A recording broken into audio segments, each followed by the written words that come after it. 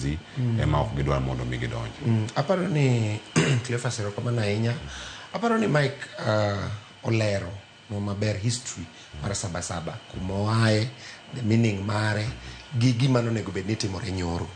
Gima nonego bed ni timore nyoro kaka wacho ni ne waparo ni wadhi bedo gi celebration mar paro gima notimore and achievements mane wabedo godo during that time. Gima ne wamanyo exactly kaka Okindo wacho ni ne wamanyo multi-party democracy, ne wamanyo rule of law, respect mar human rights, ni chik nyaka ne lu.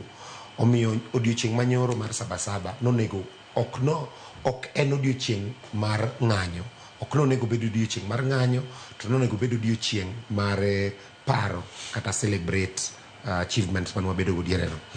Kata kamano jowa mamoko ma most iluongo ni Gen Z ne take advantage mar odiochieng' no mar kelo lit magineno kata chandruok ma Kenya is going through. Ting'eyo ni from time immemorial kata mana kiparo diere Saba ne nitiere agenda mar gima idwaro. Okay?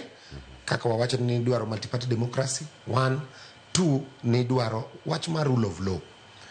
Kani ng'iyo agenda mar ng'anyo ma wasebedo godo chien ka, tiyudo ka onge agenda minyalo wach ni mae gima wadwaro. Wan kane wachako ng'anyo. Wacho ni good governance, nikech mane gima Gen Z osebedo ka wacho